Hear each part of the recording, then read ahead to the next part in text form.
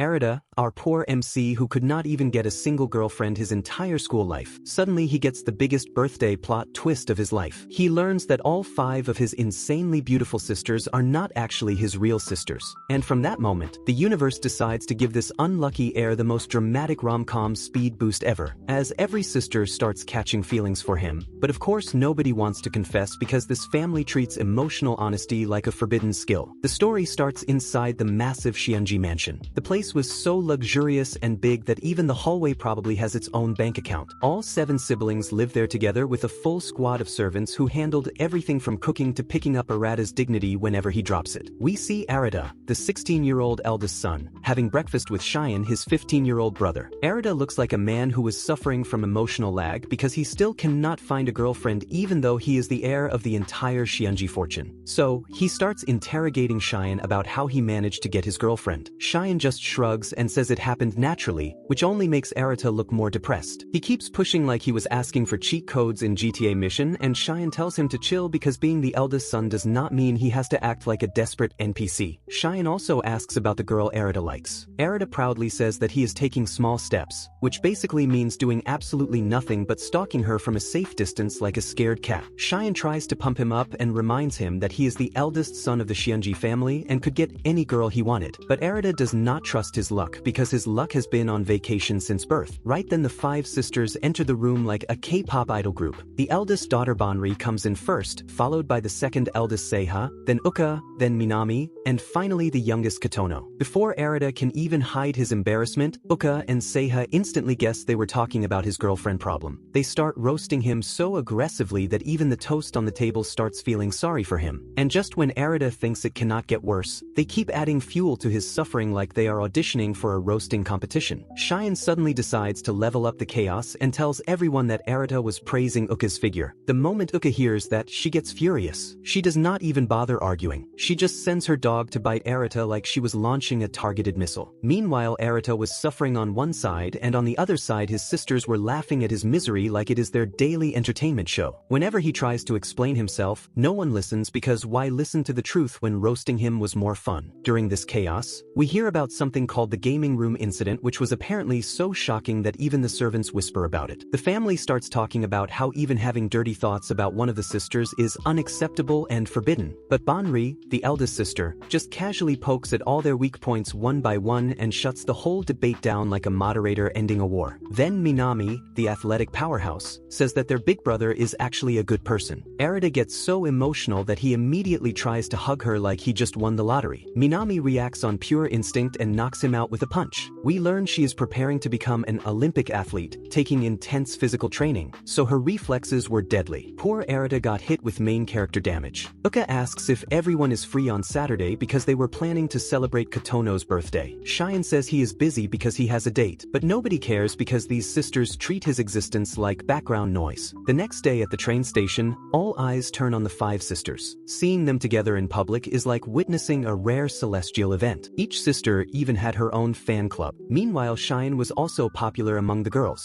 And Arata, well, he was famous among the boys for his muscles and nothing else. The universe really gave him the worst trade deal. Then the scene shifts to the school's restroom where Shion and Arata were talking. Everyone sees them walking around with their sisters and assumes their life is perfect, but nobody knows how much they suffer at home. Even when the sisters beat them up, they cannot fight back. Their parents always take the daughter's side, which is why the 2 brothers have been bullied since childhood. We then get more details about the sisters. Banri is a freshman at a prestigious university training to become a nurse. Seiha is the president of the science club and ranks first in the entire school. She is super cool and talented, which is why she has a huge fan base. Next is Uka, who outshines everyone in both studies and sports. She is a star of the swimming and track teams and will probably become the next student council president. Then comes Minami, a prodigy tennis player who has won the junior high championship 3 times in a row and is on her way to becoming an Olympic athlete. Finally, the youngest sister Kotono is extremely cute and introverted but also very popular. Shion then casually drops a bombshell and reveals that Kotono once confessed her love to Arata. Arata panics like someone opened his embarrassing search history and says it was just sibling stuff. The story jumps to reveal the girl that Arata actually likes, Lala. Later at home,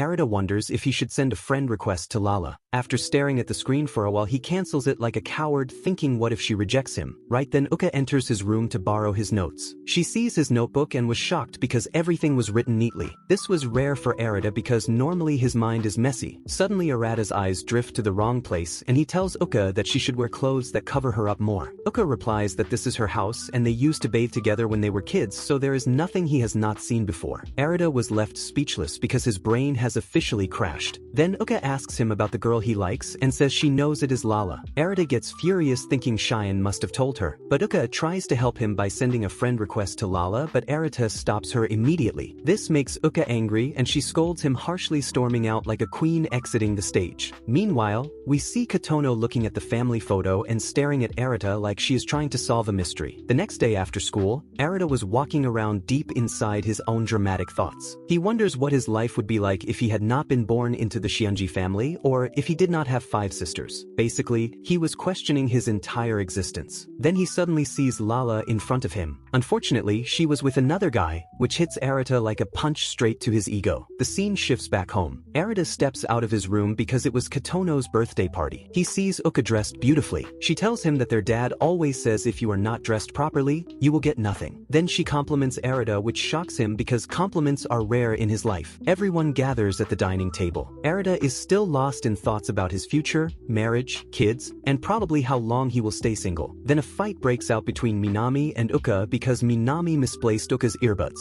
Everyone starts panicking and tries to calm them down, but Arata suddenly yells and tells them to stop because they are siblings. His loud voice instantly embarrasses both girls and the mood becomes cheerful again. Right then their father enters looking very happy to see the whole family together. As they are about to eat, he says he has something important to announce. He explains that he decided long ago to reveal this truth on Kotono's 15th birthday. He says he loves them all deeply, but they are not real siblings. The room goes silent as everyone was frozen in shock. He continues casually like he just announced the weather. He reveals that all of them are adopted except Minami and Shine, who are twins and blood related. He says he and their mother made this decision together and from now on he will never lie to them again. He tells them to continue celebrating the birthday, but everyone was still stunned. After dinner, the siblings gather together. Minami was acting normal because nothing bothers this girl except sports. They talk about how even if they are not blood related, after growing up together they truly feel like real siblings. They agree that they cannot blame their father, but he could have picked a better timing than a birthday party to drop an emotional bomb. Seiha asks Banri if she remembers anything because Kotono came home when Banri was 5 years old. Banri says she does not remember much from her childhood, but her expression shows that she actually remembers something and just does not want to talk about it. Everyone starts joking around again. Banri says that even without blood, they are no less than a real family. Then everyone returns to their rooms. Arata was still trying to process everything. His brain was buffering, and as he walks to take a bath, he accidentally sees his sister's clothes and gets awkward. He ignores them and enters the bathroom, but when he goes in, Kotono was already there. They both freeze in shock like two cats caught staring at each other. Arata immediately runs outside and asks her if she is a ninja and why she makes no noise. He is about to leave when Kotono stops him and says she needs help. Arata starts helping her bathe and complains that she is already a third-year student yet still needs help. He tells her that her classmates will laugh if they find out. He starts giving her instructions on how to bathe properly. Suddenly Kotono says she likes his strength. Arata had no idea how to respond, so he just tells her not to stay too long in the water and tries to escape the awkwardness. Elsewhere, Uka and Shine were talking about how today felt like a full-blown adventure. They feel bad for Kotono because she learned such a big truth on her birthday. They decide it is their responsibility to support her as she is the youngest. Back in the bathroom, Kotono suddenly hugs Arata from behind. This scares him so badly that he almost jumps out of his skin. Meanwhile, Uka hears something about sibling marriage and gets disgusted. Shine clarifies that he was only giving an example and that sibling marriage is not even legal. Shine starts talking nonsense as usual, which gives Uka the chills. She tells him that Arata was giving her weird looks earlier and even commented on her clothes. Shine was shocked because even he knows that Arata's usual bravery level is 0, so hearing that Arata commented on anything feels suspicious. Then, Uka asks him what happened between Arata and Kotono in the gaming room because she saw Arata pinning Kotono Katono down. Shion says he knows the whole situation but it is a secret and Arata told him not to say anything. Uka immediately jumps to her own dramatic theory. She says maybe Arata's lust overflowed like some broken anime villain and he started making moves on Katono, but she is sure there is more to the story. Shion stays silent at first but eventually tells her the truth. The truth was that Katono confessed her love to Arata and then forcefully held him down. Uka was completely shocked and starts shouting like someone unplugged her sanity. Shion calms her down and tells her that Arata obviously rejected Katono. Uka finds it hard to believe since she never imagined Katono having feelings for Arata. Shion tries to explain that kids at that age often mistake respect for love. Uka snaps at him and says he is only 1 year older than Katono so he should stop pretending to be some wise old man. Shion had nothing left to say, but the real problem now is that Katono knows they are not real siblings. And who knows what she will do next? We then see Katono confess her love again to Arata, but he tries to reject her gently. She asks him if she is a bad girl. She even says she researched that step-siblings can legally marry. Arata tries to keep his brain from melting and tells her that is not the issue and that she is a wonderful girl. But during puberty people often confuse respect with love. Even though they are not blood-related, he is still her big brother and it is his responsibility to protect her. He walks away, leaving Katono standing there thinking about how long puberty is supposed to last. Just then we see someone else outside the bathroom who overheard everything but we do not know who. The scene shifts to their father standing in front of their late mother's photo saying he has fulfilled his promise. Then Banri appears behind him. On the other side, Arata returns to his room and finds Seiha sitting there like someone ready to devour his soul. He asks her what she was doing in his room. She ignores his question and asks him where he was. Arata gets nervous and says he was just walking around, but Seiha does not believe him. Arata panics and asks why she is in his room because that seems like the bigger question here. Seiha does not answer. Instead she moves close to him, pushes him down, and climbs on top of him. Arata freaks out completely and screams asking what she is doing. Seiha says this is going to be their top secret and clings tightly to him. Arata's brain explodes. After Katono, now Seiha too. Why is this happening? But then Seiha reveals the truth. She saw Arata and Katono in the bathroom earlier, and she was only testing Arata to make sure he will not do anything inappropriate with Katono. Arata panics even harder and asks how much she saw. Seiha tells him she saw everything. She even repeats some of the things he said which makes Arata want to evaporate from embarrassment. He realizes that she just wants to protect her sister but wonders if she could have chosen literally any other method. Seiha then gives him a lecture explaining that sibling marriage is illegal in their country due to social customs and biological risks because children born from close relatives can be weak. Now that their father revealed they are not blood related, Katono might not listen to words alone. Technically, from a physical perspective, it is possible for them to marry because they are not blood related. Arata was completely shocked by this information. Then Seiha casually says that at least one thing is clear: Arata is normal, and she walks away. After everything that happened, Arata lies on his bed thinking like his brain just ran a marathon. So much chaos in one single day. For 16 years he lived as a sibling to everyone and suddenly the universe said actually no, plot twist. None of you are blood related and opened a new romantic route for these naughty sisters. The next morning, Arata gets ready for school but as he walks out, he sees Banri dressing Katono in her nursing uniform and she starts teasing him. Arata gets irritated and Banri even pretends to cry for extra drama. After some chaos and friendly roasting, everyone heads out for school. At school, Arata and Shion discuss how insane yesterday was but their sisters were acting like everything was normal. After classes, Arata was about to leave but he was still stuck thinking about the truth reveal last night. Just then Minami appears and Arata notices that she was cheerful as always like nothing happened yesterday. They walk together and Arata compliments her. She says that she is just following her passion and even compliments Arata for being good at sports. Arata denies it, but suddenly 3 of Minami's fangirls rush over, shower her with compliments and ask for her autograph. Arata stands there invisible as usual. After the fangirls leave, Arata suggests that they should go to karaoke instead of heading home. Minami looks nervous at first but then admits the real reason she is off from club activities is because she failed her aptitude test. Arata tells her that he will tutor her. Bro is on mission to raise another sister. At karaoke, Arata tries to teach her. Minami says she is understanding everything but when he tests her, she cannot answer a single question. Then Minami suddenly presses the mic and starts singing a whole dramatic song about how she never wants to study and only wants to play tennis forever. Arata bursts out laughing and her energy was so positive that he finally relaxes. He thinks how cheerful Minami stays no matter what so there is no need to worry about her. After leaving karaoke, Arata sees Lala ahead and instantly hides behind Minami like a ninja wannabe. Minami Minami notices everything, and after Lala leaves, Arata tells Minami that she should focus more on studying. Minami says yesterday was too unexpected. Arata asks her opinion on the whole situation, and Minami says that she is curious about who her real parents are and worried about her little sister. Then she casually says that since Arata is not her real big brother anymore, she could start calling him senpai now. Arata freezes because hearing that from Minami hits different. We all know where this is going. She then tells him that even if the girl he likes already has a boyfriend, he should not lose hope.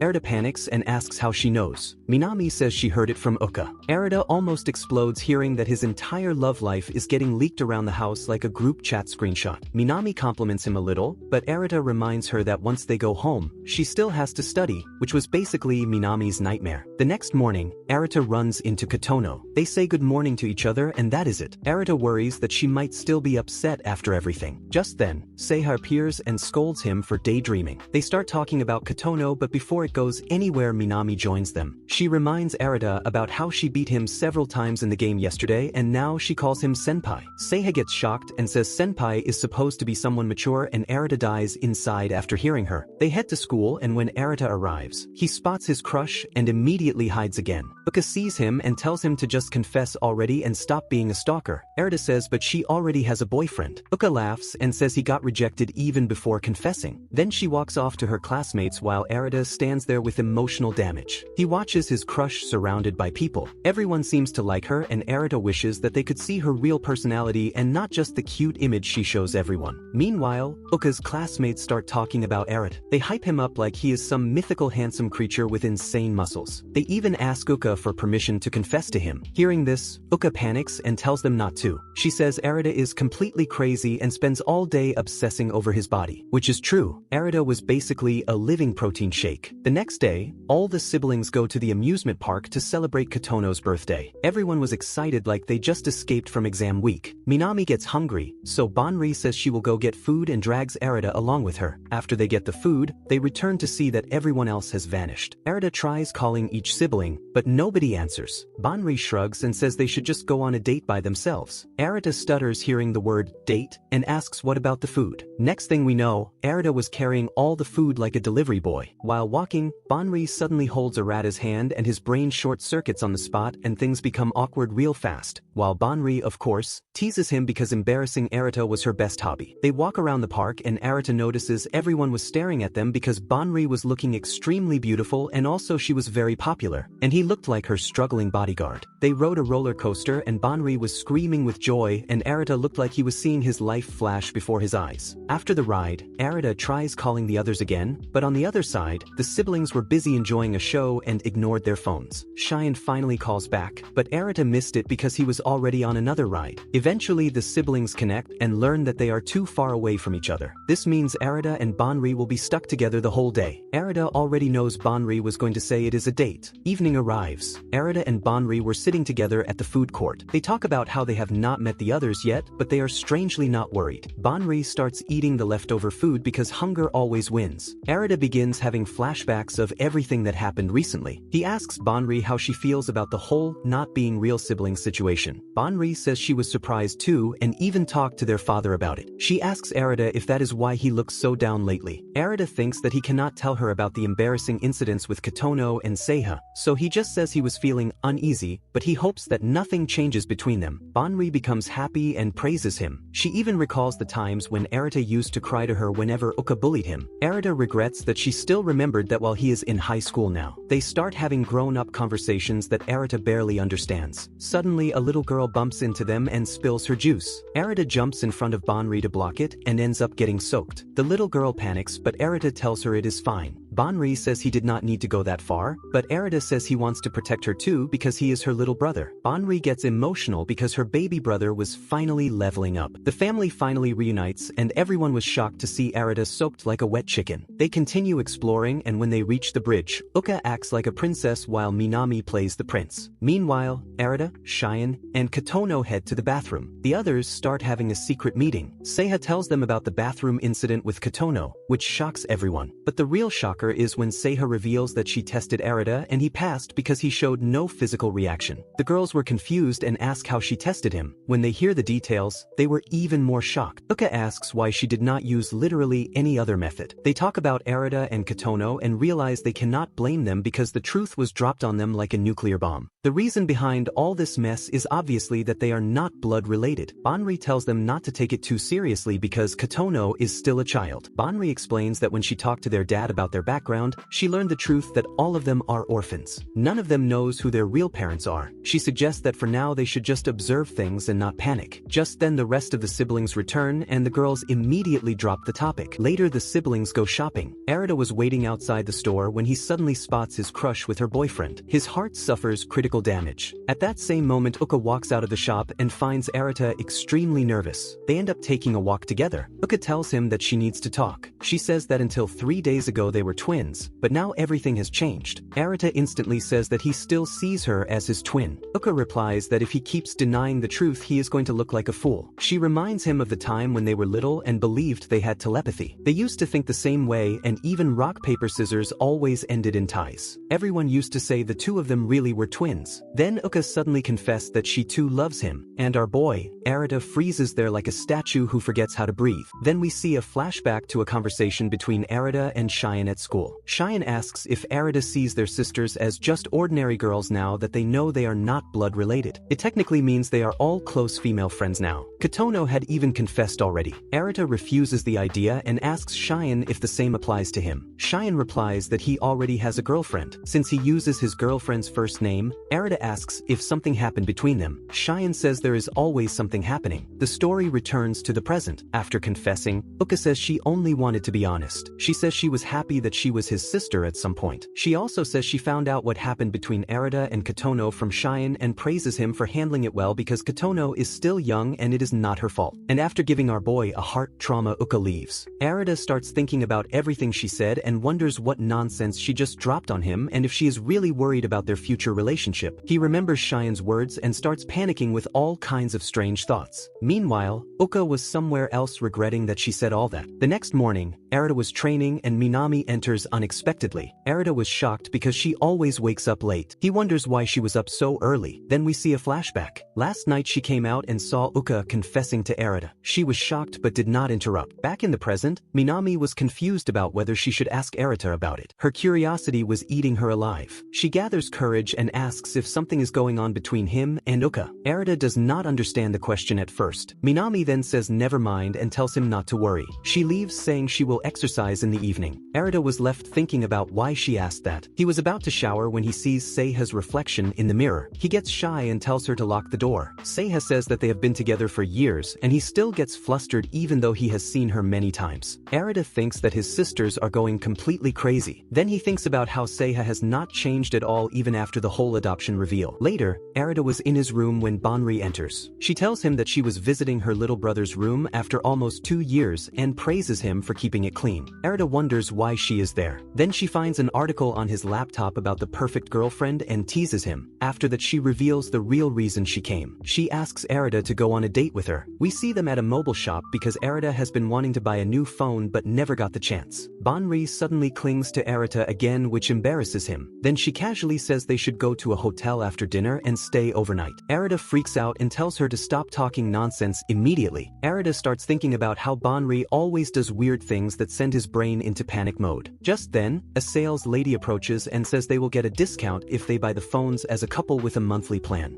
Banri gets excited and agrees instantly. Arata immediately refuses because he has zero desire to be involved in a fake couple promo with his sister. After shopping, they go for a walk. Arata keeps thinking about how Banri loves teasing him. They stop to eat ice cream. Banri asks if something was troubling him. Arata avoids answering and instead talks about the family again. Banri says she is happy to have such a strong little brother and tells him to always come to her if he ever has a problem. Hearing this, Arata feels embarrassed but also a little proud. At home, Kotono was scrolling through family photos, paying extra attention to the ones with Arata in them. Meanwhile, Banri uploads a picture of her and Arata enjoying ice cream in the sisters' chat. Kotono feels a little jealous but also happy to see them having fun. She even saves the photo like a secret treasure. Back at the park, Banri asks Arata where they should go next, but she receives a message and says she has to leave for work. Arata was surprised and blurts out asking if she does not have any guy she can date instead of dragging him around. Banri is shocked and threatens him to never say something so stupid again. Then we see Banri calling Minami. She tells Minami that nothing seemed unusual. Minami was shocked because she was sure that she heard Uka confessing yesterday. She cannot understand how everything can be normal since a sibling love confession is a huge deal. She messages Banri that maybe she misheard and maybe nothing happened between Arata and Uka, but she accidentally sends the message to the group chat. She panics, deletes it immediately, and hopes no one saw it. Unfortunately, someone else did, and that person looked very shocked. The next scene shows dinner and Arata notices Seiha not eating and lost in thought. Even after dinner, she looked distracted. Arata meets her and says she can tell him if she has a problem. After saying this, he feels awkward, but Seiha becomes happy and says he is getting into the flow. Then Seiha suggests playing Twister. Arata wonders why she even bought that game. Seiha explains that when she went to Arata's room earlier, she got emotionally overwhelmed, and if she does not clear her feelings now, it could become a risk since her university exams are coming soon. Arata was shocked and asks how she can say such things. Seiha says if her feelings go beyond a normal brother-sister relationship, it will become a huge problem. So it is better to sort things out now, and because she is older, he should not mind helping her. Arata's brain goes into panic mode thinking she also likes him. Before he can react,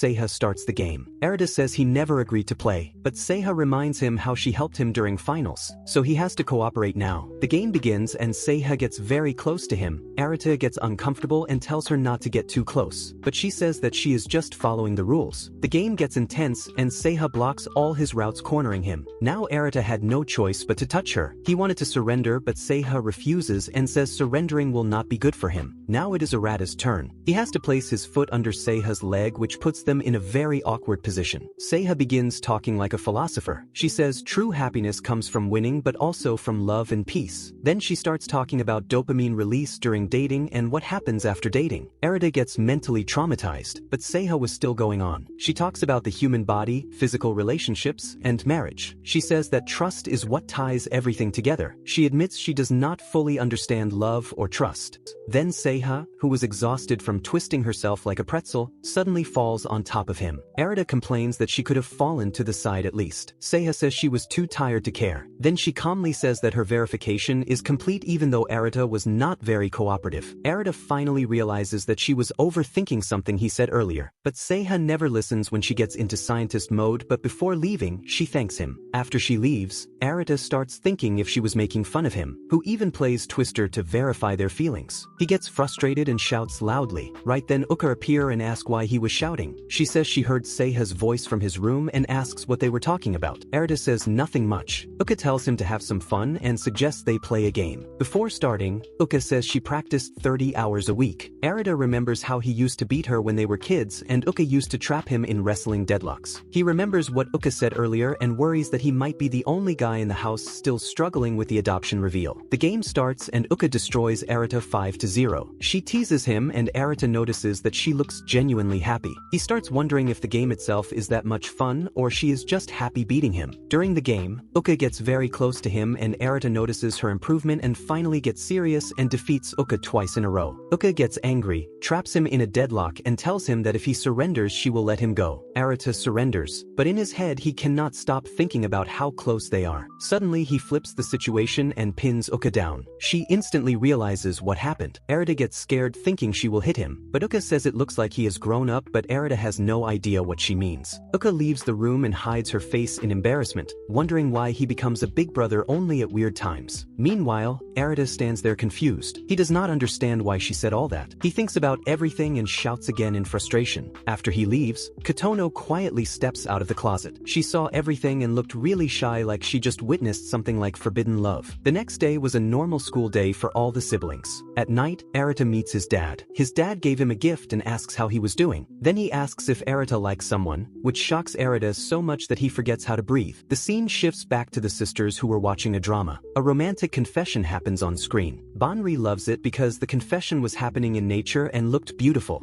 They were about to go to sleep when Kotono suddenly stops them and says she likes Arata. Everyone says of course they already know that, but Kotono corrects them. She says she wants to marry him. Since they are not real siblings, she sees all of them as her love rivals now. It is revealed that Kotono was actually the happiest when she learned they were not blood related. The scene changes back to Arata talking to his dad. Arata asks why he needs to know all this. His dad says that because he is the eldest son of the Shiunji family and eventually he will fall for someone. Arata asks why his dad married their mom. His dad says because she looked beautiful. Then he shares the real reason that their mom had a strong personality but was gentle like sunlight, which matched a weak person like him perfectly. Minami was also struggling as Kotono's confession was replaying in her mind like a glitching video. She cannot focus on anything either, so she steps out for training. Right at that moment she runs into Arata. Seeing him makes her feel awkward and she cannot speak properly. She tries to escape by making excuses, but Arata can tell she was lying. He asks her directly what is going on. Minami freezes and her face turns bright red. Arata tells her that her national championship is coming up. If something is bothering her, she should talk to him because it might affect her performance. Minami tries to joke and says she is fine before leaving, but Arata suspects something is definitely wrong. Next we see Banri feeding her dog. She scolds him that eating is fine, but he should also join Arata for jogging or he will get fat. Arata arrives just then and was surprised to see Banri awake early. Banri says that she had college work. Arata looks at the dog and jokes that he never jogs but never misses a meal. Banri laughs and Arata says that they should reduce his food. The dog hears this and immediately starts chasing Arata. Cheyenne arrives and they decide to quickly finish breakfast since Banri was running late. Meanwhile, the dog completely knocks Arata out like he was training to be a bulldog. The scene shifts to school, where Minami was practicing tennis. The other girls were fangirling and whispering how her skills have been improving. But inside, Minami was distracted by her thoughts about Kat Ono. It affects her focus and her legs also seem to be hurting a little. During the break, the girls compliment her and ask how she plays so well. Minami answers like a child and no one understands anything, but they praise her anyway. Minami's senior now arrives and Minami playfully challenges her. They bet that whoever loses will buy juice. As expected, now loses, which annoys her. She says after the championship she will graduate, so Minami will need someone else to buy her juice. She jokes that she has already bought Minami so much juice. She says that when Minami becomes a champion in 5 years, she wants free tickets. Then she gets serious. She says that when she heard a middle school prodigy was joining their school, she thought Minami would be arrogant, but Minami turned out to be the opposite. She was hardworking and humble. Minami laughs hearing this and now says this is the first time she truly feels like they might win because until now their team always performed badly. Winning the national championship feels like a dream for a high schooler. Minami was surprised by her honesty. Then Minami teases her again and now gets angry and challenges her for another match. The scene shifts to the training area. Minami overhears a group of girls talking about Nao. They say that Nao did not receive any recommendation for university and might quit the club after the championship. Her parents want her to get a job even though she loves tennis. Hearing the girls gossip in the hallway, Minami finally understands what her senpai was truly feeling. She realizes that Nao was secretly fighting her own battles. A flashback appears and we see the first time Minami met Nao during a match where Minami crushed her without mercy. She remembers the good moments they shared afterward and decides she will not show any weakness. She has to win the gold medal, not for herself, but for Nao. The scene shifts back to the gym. Minami continues training hard even though her leg was still bothering her. Just then, Arata enters the gym looking serious and Minami gets nervous the moment she sees him. Arata asks if next Saturday is her national championship. Minami nods and Arata calmly declares that he will train her. Minami was shocked and says she already has enough coaches and he does not need to worry about her performance. Arata says that he knows she is injured. Minami freezes and tries to brush it off and smiles, saying he must be misunderstanding. Arata says she is only making it more obvious. He says the maid saw her rebandaging herself and that explains why she has been acting strange. Minami thinks to herself that this is only one of the reasons. Her mind flashes back to when Kotono confessed in front of everyone. Arata checks Minami's leg. He presses different points but Minami does not react to any pain. He was surprised and Minami reacts playfully like a child. Arata thinks she must have incredible endurance and flexibility from childhood training. Then his brain momentarily wanders into weird thoughts and he quickly catches himself and tries to calm down. He cannot stop thinking about how pretty and popular Minami is. He asks if she told her club about the injury. Minami shakes her head and says she does not want to disappoint anyone. Arata says if she keeps pushing, the injury might worsen. But Minami says she already has a backup plan and she wants to win the championship for someone special. Hearing this makes Arata happy, so he does not force her but still advises her to go to the doctor. They stretch together for a while. Arata starts to feel that Minami was getting a little too close and becomes a little awkward. Later, Arata heads back to his room and suddenly Kotono appears. He was shocked because they have not properly talked since the bathroom incident. Arata wonders if something is bothering her. He tells her it is late and she should sleep. Kotono suddenly asks if he was with Minami and if something is happening between them. them. Arata was shocked and doesn't understand why she was asking that. He wonders if she somehow learned about Minami's injury. He denies everything like a lying idiot and Kotono becomes awkward and quietly walks away.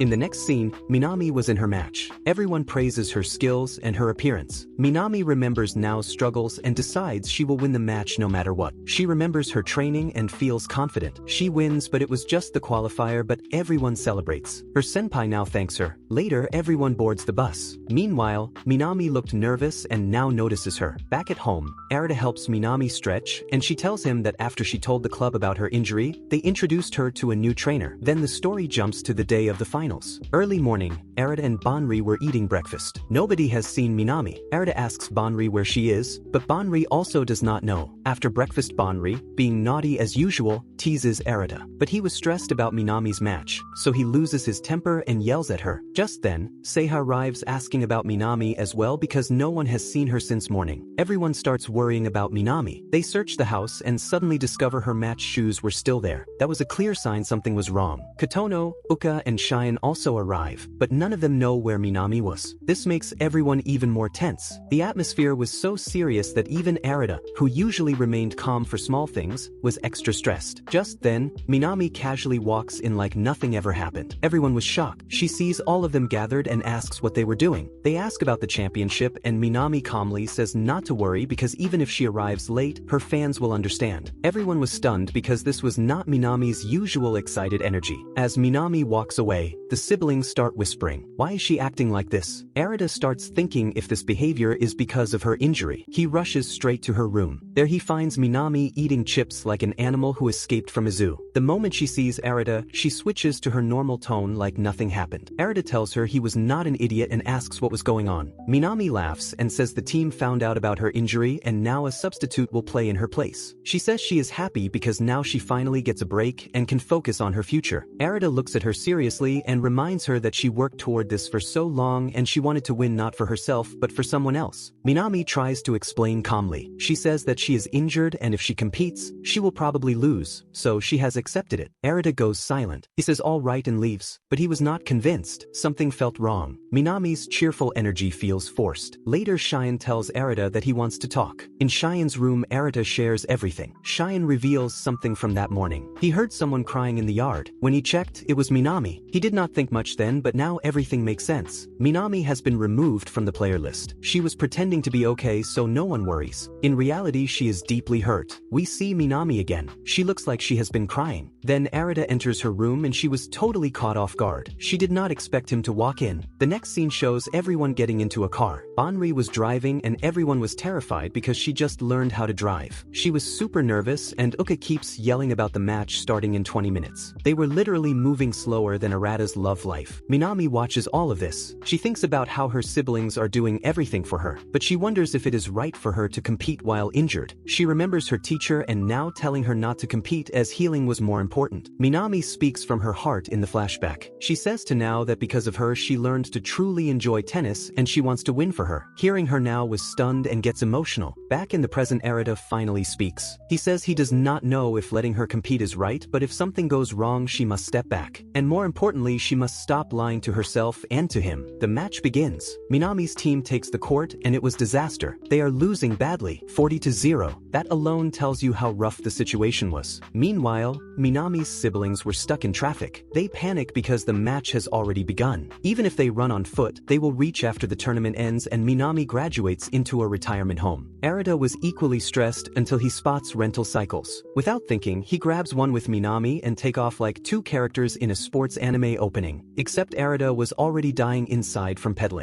Meanwhile, Minami looks at Arata while he was pedaling like his life depends on it. She asks why he is doing so much for her. Why is he working so hard? Arata gasps for air and says it is because she is his sister. Honestly, he was so exhausted that his answer comes out like a dying whisper. Arata opens up and tells her that no matter what situation she is in, she always smiles. He says it is kind of foolish, but seeing her train every day, he knows she was incredibly hardworking and more positive than anyone else he has ever seen. He asks her to promise to be careful from now on and Minami quietly agrees. Then suddenly Minami walks into the court and everyone is shocked. Before anyone could say anything, Arata drops to his knees and begs the coach to let Minami play. He says this competition means everything to her and it is her future. Minami also requests with all her heart. Seeing their determination, now who was the first to oppose it, steps forward and requests the coach too. Meanwhile, the siblings finally arrive at the parking lot. Minami's singles match begins. She was nervous and her heart rate was faster than Arata's cycling speed. But then the scene cuts to evening. Minami stands in front of everyone and apologizes. She says she could not win. She says maybe if they used the original lineup they could have won. Everyone was stunned. Now steps forward and thanks her. She says it is because of Minami they made it this far. Her energy gave everyone confidence. Without her they would not have reached this stage. Then we see Arata find Minami sitting alone in a park. She looks exhausted mentally and physically, but she forces a smile and switches to her normal cheerful tone. She apologizes and says that everyone did so much for her but she still lost. She adds that people thanking her felt strange. If they had gotten angry maybe she would have felt better, but she was thankful that she played, otherwise if she stayed home, she would have regretted it more, but now she had no regrets. But suddenly Arata hugs her tightly from behind. Minami freezes like her brain just crashed. Arata speaks softly and tells her to stop lying. If she is sad, she should cry. Minami finally lets her guard down. She asks what she should do. If she becomes the #1 tennis player in the world, will everyone forgive her? Should she buy them private jet tickets to watch her matches? What can she do so everyone forgives her? She keeps blaming herself. She says she practiced like an idiot for days and still lost. Then she breaks down and cries her heart out. She says she just wants to be strong. The next day we see that Minami was taking a bath. As she relaxes, her mind wanders to Arata. She remembers how he rode her to the stadium on a bicycle like a sweaty superhero. She remembers how he begged the coach to give her one more chance, and how he was the only one who told her not to hide her emotions. Thinking about all of this, Minami starts blushing in the bath and acting awkward. It is clear her feelings for Arata are growing into something forbidden. Meanwhile, Uka was still furious about Minami's loss. She yells at Minami that she should have won and accuses the other team of cheating. Seiha tries to calm her, but Uka insists that she saw everything and says that the referee ignored a foul. Then Seiha turns to Minami and asks if she hit the right shot. Minami says what is done and there is no point stressing about it. But Uka still refuses to drop the argument. Minami admits that it was partly her fault because she was injured and could not play at her best. She adds that her leg feels much better now. As they continue, Arata thinks that pushing Minami like this might be unfair. He looks at her and Minami blushing again. He asks if she is done with her workout and if she has a fever. He warns her it might affect her performance. Minami becomes flustered and replies yes to everything without looking at him. Suddenly, Uka throws a ball by accident and it heads straight for Minami. Arata catches it in time and tells Uka to be careful. Arata ends up standing very close to Minami, which makes her blush even harder. Arata asks Minami if she was okay. She blushes so much that her face looked like a tomato and says she is fine. She just cannot look him in the eye. She starts thinking of everything again. Uka's "I love you" confession. Katono's confession. Arata arguing with Uka. Minami keeps staring at Arata and wonders if something like this could ever really happen. We then see Katono also thinking about Arata alone in her room. Just then, Uka walks in and says it has been a while since she came here. She compliments the room. Katono cuts to the point and asks why she is there. Uka says that she wants to talk about Arata and tell her that she has been thinking about Katono's confession for a while, and wonders if she was forced by someone. Is she serious about Arata? Does she really believe there is a future for them? Katono calmly replies that she knows everything, and also, she knows that Uka also confessed to Arata. She says that she saw them in the gaming room getting close. Uka was shocked and asks which gaming room she was talking about because she did not do anything. Katono replies that she was hiding behind the curtain and heard everything they were talking about. She says she thinks they are trying to keep her away from Arata, especially Uka, so she can get closer to him. Uka immediately panics and says, "No, you misunderstood everything." She says she told Arata that she likes him only as a brother, not as a lover. Arata understood that clearly. She adds that whatever happened in the gaming room was just an accident. She does not even remember the last time she properly talked to Arata. Hearing all this, Katono becomes extremely happy. She asks if Uka really still sees Arata only as a big brother and not romantically. Uka says yes, do not worry. She definitely does not see Arata that way. way. Kotono's eyes shine with joy and she apologizes to Uka and seems relieved. Uka leaves, but something in her hand makes her pause. She looks at it and ends up thinking about Arata again.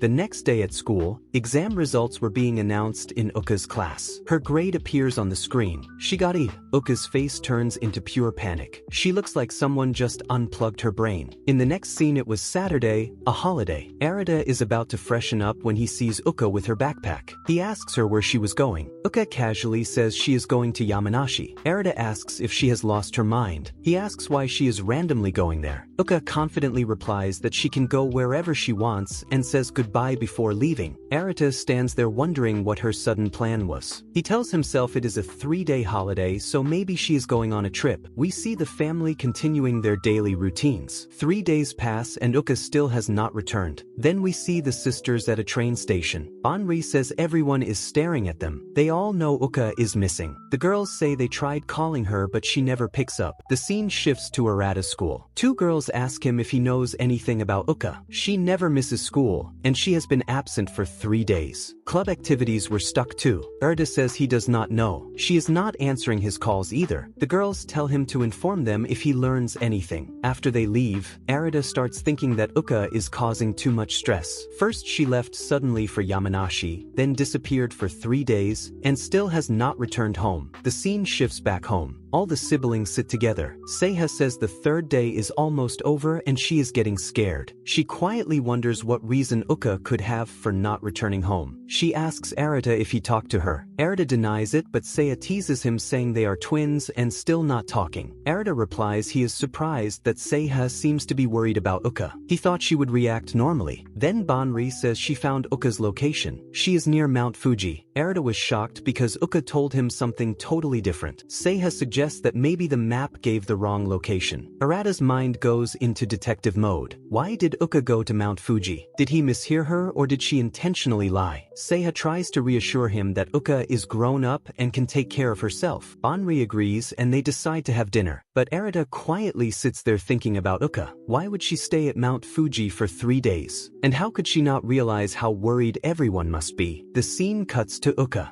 She apologizes to the owner and asks if she can stay 1 more day. The owner says it is fine since there are not many tourists. Uka mutters to herself, I have to see something. Back at home, Arata was packing winter clothes. Banri asks why he is packing. Arata says he is going to Mount Fuji to find Uka. Banri tells him it is late and he should leave in the morning. But Arata says do not worry, he will bring her back before school starts. He tells them to contact him if her location changes even a little. Banri tries to stop him but Seiha enters and says they are leaving the responsibility of Uka to him. Arata, trying to sound confident even though he was shaking inside, says not to worry. Finally, Arata reaches Mount Fuji and drags himself into the same hotel where Uka has been staying. The moment she sees him, she looks like she just saw a ghost. She snaps at him, what are you doing here? Arata, despite being out of breath from hiking like an NPC side character for an hour, gives her a relieved smile and says he walked all this way to find her. Uka, annoyed, asks why he even came. They argue back and forth like 2 toddlers who lost their snack coupons. Arata tells her that he came to bring her home. Uka responds that she never called him but Arata ignores that and ends up staying overnight anyway. Later, they get ready to sleep. Arata feels awkward because sharing a room with Uka feels way too close after everything that has happened. His brain immediately flashes back to that gaming room incident where Uka got way too close. He thinks to himself that the whole situation is awkward, but decides not to overthink it. Then Uka suddenly says, look the other way, I need to change. Arata panics and spins around so fast that he nearly twists his neck and apologizes non-stop. Uka asks why he is apologizing when she literally told him to look away. While she changes, Arata's mind starts going into weird directions. That is when he finally snaps at himself internally and thinks, what am I even thinking? Uka finishes changing and lies down. Arata asks her why she is not going back to school. Her dream of becoming student president is about to crumble. Uka calmly says, who told you I am going back to school? Arata loses his patience and insists she has to go but Uka stays quiet. After a moment she whispers, do people really care about me? Arata replies honestly that everyone worries about her. Every single day people talk about her at school and at home. He tries to lighten the mood by reminding her of their parents' first meeting at Mount Fuji. Dad carried mom on his back when she hurt her leg. It was so romantic, like a cheesy drama scene.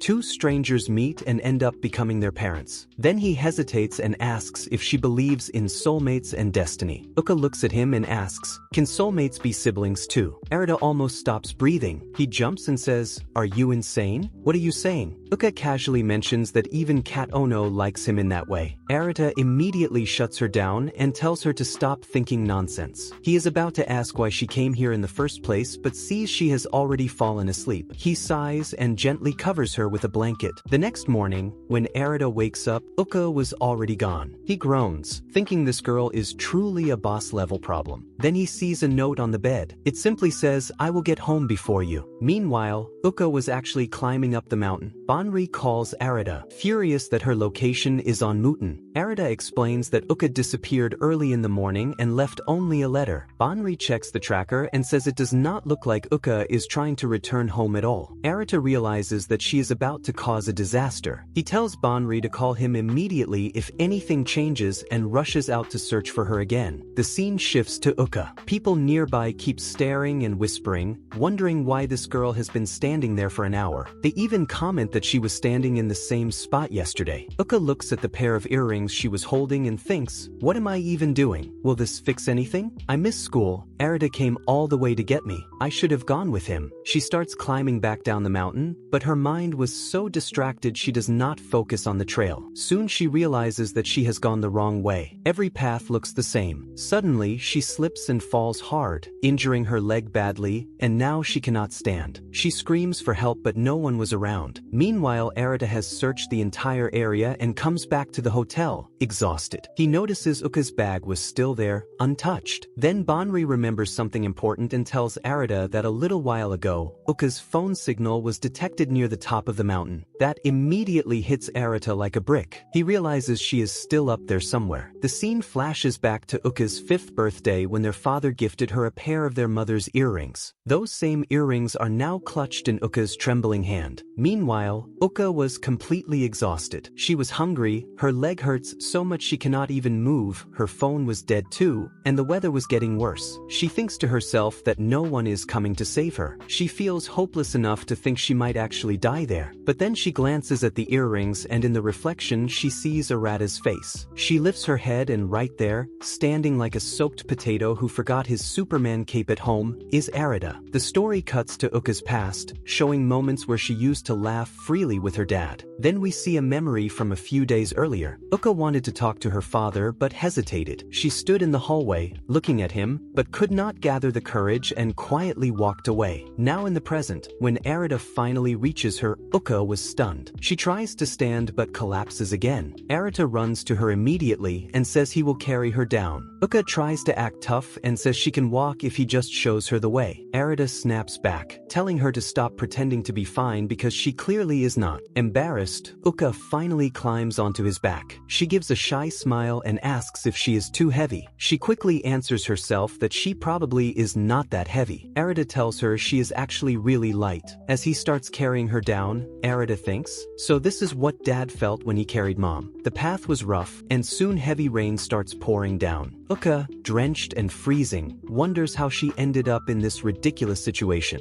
Meanwhile, Arata thinks that at least he found her. Then Uka begins telling him the real reason she came to Mount Fuji. She says she saw a TikTok video that said if you touch a Mount Fuji memento and look at the sky, you can talk to your family. She came because she wanted to talk to mom. Arata asks if she did meet her. Uka cries and says maybe mom never came because she was never their real biological mother. She also says she cannot share this with anyone, not even dad, especially since he kept such a huge truth hidden for so long. She says she cannot face school anymore and everything feels strange now. Arata gently tells her that nothing has changed for him. Even if they are not related by blood, he still considers her his sister. Uka says everything has changed for her. Then she asks how he even found her. Arata answers calmly that she may think they are not siblings, but he does. And because of that, no matter where she goes or what trouble she gets into, he will always come to find her. If she gets hurt, he will share her pain, and if anything troubles her, she can always talk to him. Hearing that overwhelms Uka completely. At the same time, him. Finally, Arata and Uka reach their hotel again. Uka receives first aid for her injury, and after resting for a while, they check out and begin heading home. Arata tells her to walk carefully, but Uka laughs and tells him that he worries far too much. Uka says she will walk however she can and jokes that she cannot stay on Arata's back forever. They begin moving forward and soon spot the rest of their siblings waiting ahead. The moment everyone sees Arata and Uka together, they rush toward them with relief and excitement.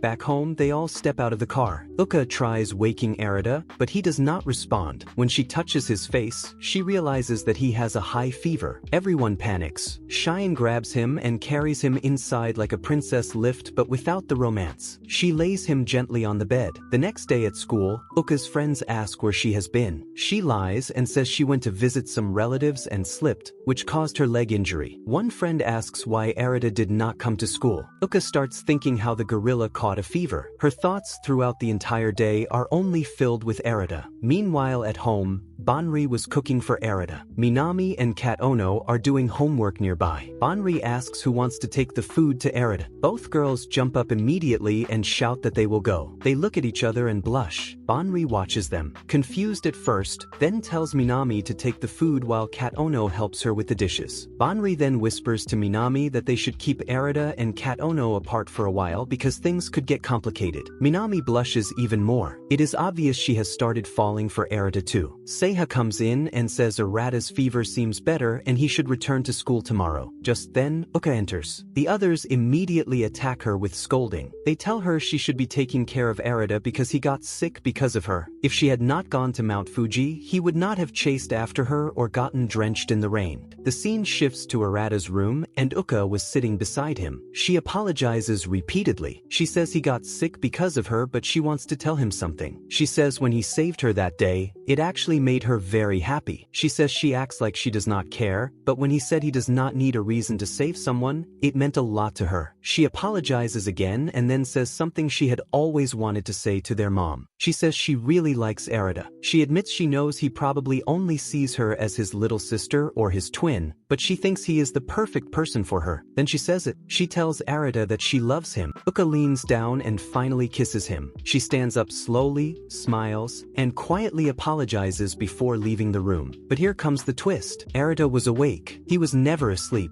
The story jumps to the next day. The entire Shiunji family arrives at a rest house owned by their father. They were here to play golf. It has been years since their last visit. Everyone was walking around remembering the old days. Arata looks around and thinks that they have grown so much since then. While he was lost in thought, Banri jumps out of nowhere and clings to him like a giant koala. She teases him as usual and Arata gets annoyed and tries to chase her away. He then spots Uka and immediately remembers the kiss from the previous night. He feels something was not right. She confessed while he was supposedly asleep. That kiss was definitely not imaginary. He cannot figure out what is happening. Uka walks up to him and asks if he is okay. Arata panics and blurts out that he might be a little carsick. Uka looks surprised and says he has never been carsick before. Arata, still panicking, says it has happened now and tries to act normal. The scene shifts to Cheyenne, who was heading somewhere mysterious. Then we cut back to Arata, who is now in the shower still thinking about Uka's kiss. He wonders if she is sick or sleepwalking or if something is wrong with her mind. Then he scolds himself because Uka is not like that. Suddenly the door opens and Cheyenne walks in. He complains that Arata has been in the shower forever. Arata says it is the first time that has happened. Cheyenne then reveals he went to meet his real parents and met a man who claimed to be the real Shiunji Ichi. Arata is shocked and asks if that is true. Cheyenne says yes, but he only met one person. Arata asks if Cheyenne ever wants to meet his real parents. He admits honestly that yes he does, but says the family he lives with now is the one that truly matters. Arata nods and says Cheyenne is acting just like he always does. Arata steps out of the bathroom and sees Uka in the distance. He begins to approach her, but Minami and Kat Ono turn into security cameras and start watching him. He gives up and walks away. Night arrives and everyone gathers around for a barbecue. They chat and enjoy delicious food. Kat Ono brings food specifically for Arata. Later that night, everyone goes to sleep. Uka wakes up and notices Arata was not in his room. The scene shifts to the sauna where Arata was sitting alone, sweating and thinking deeply. As he keeps thinking, his mind drifts to Uka again. That was enough to send him into panic mode. He sprints out of the sauna. Right outside, Uka was sitting calmly. She comments that he stayed inside for exactly 5 minutes and a few seconds, like she had been timing him. Uka looks at Arata and says he has gotten pretty weak. Arata freezes like someone just unplugged his brain. He wonders how long she has been sitting there waiting for him. Uka says she has been there since he went into the sauna. Arata panics a little inside. He tries to walk away, but Uka calls out and reminds him of their childhood sauna endurance contests. That memory hits Arata like an embarrassing flashback. He wonders why he keeps ending up in these awkward situations, and why his life feels like a never-ending reality show. Trying to keep his cool, he agrees to join her. They sit in the sauna together, and Arata's brain goes into meltdown mode. He tries to act calm, but inside he was wondering why he cannot just breathe and act like a normal human being. Then Uka suddenly asks him about his plans for getting a girlfriend. The question hits him harder than the heat. He asks why she wants to know. Uka says she is simply curious. Arata says nothing is happening right now. Arata finally steps out of the sauna, looking drained. He wonders when Uka's sauna endurance became so intense. She used to tap out in minutes, but now she seems unbeatable. Then Uka asks about Lala, the girl Arata used to like. Arata says he does not have any feelings left for her. She has a boyfriend and he genuinely hopes they are happy. He says that no one is ever going to fall in love with a fool like him anyway. The moment those words come out, Uka suddenly lights up with a bright smile, says something cheerful, and leaves before Arata can even blink. He is left standing there confused, wondering what just happened. Uka then sits alone in the bathroom thinking deeply. She realizes she has been acting too clingy with Arata lately, and even she does not know what she is doing anymore. She remembers a childhood scene where she and Arata sat in the sauna talking honestly about everything. That memory brings her back to the present. She blushes and realizes she might have liked Arata ever since they were kids and calls herself a fool. Outside, Arata sits alone and thinks seriously about everything. He decides he needs to put an end to whatever is happening between him and Uka, otherwise it will turn into another Cat Ono situation. He cannot allow that again. Just then, Minami appears out of nowhere. Arata was surprised and asks why she is awake so early. Minami says she wants to take him somewhere. The next moment, they arrive at a flower garden. Arata immediately realizes Minami brought him there on purpose. He notices she was wearing a skirt for the first time instead of her usual sports clothes. He thinks she has really grown up. They walk through the garden together, admiring the flowers. Minami thanks him for helping her when she sprained her ankle. Arata shrugs it off like it is nothing. He then notices many couples around them and instantly becomes uncomfortable. Minami senses it and says she wants to ask him a question. Minami looks at Arata and says, "If you don't want to answer, it's okay." She takes a breath and asks, "What's your ideal type of wife?" Arata freezes so hard his soul leaves his body for a second. His brain does a hard reboot. She quickly adds, "Just the atmosphere, you know?" It felt like the right moment to ask. Arata thinks for a moment and says, "Someone I feel comfortable being uncomfortable with, someone who understands me." Minami nods quietly, like she just got confirmation from the universe.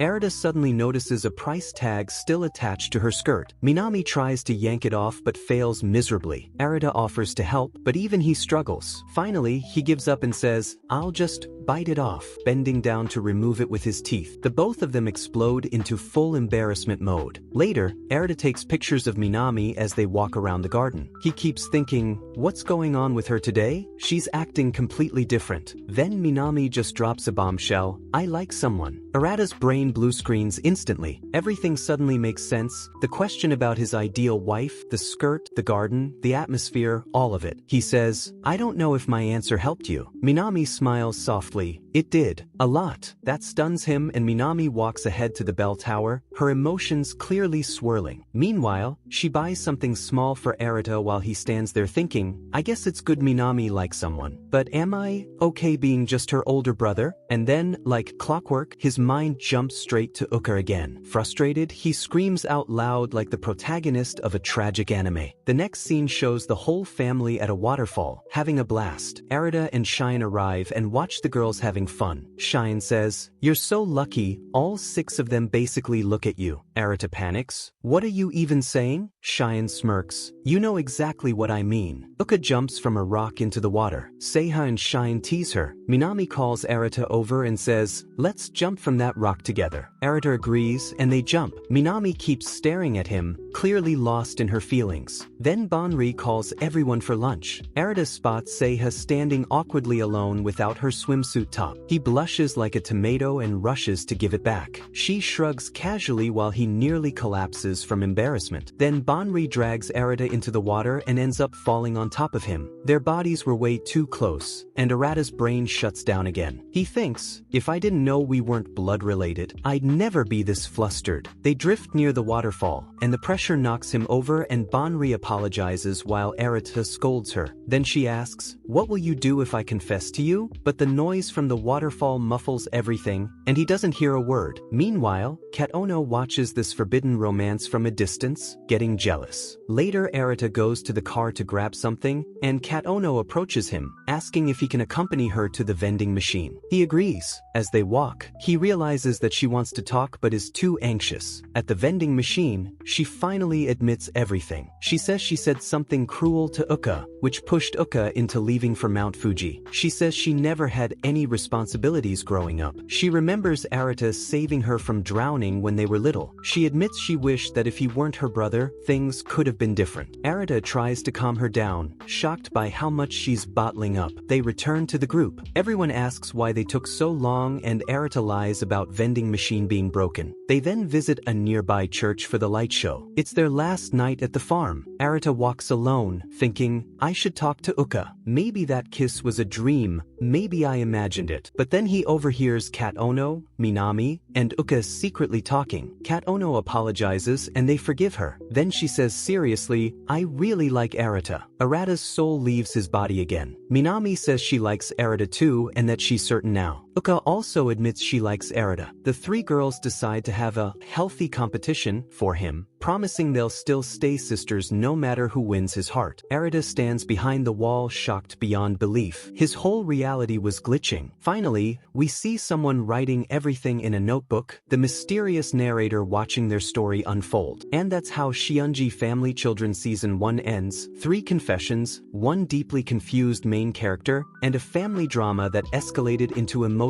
fireworks.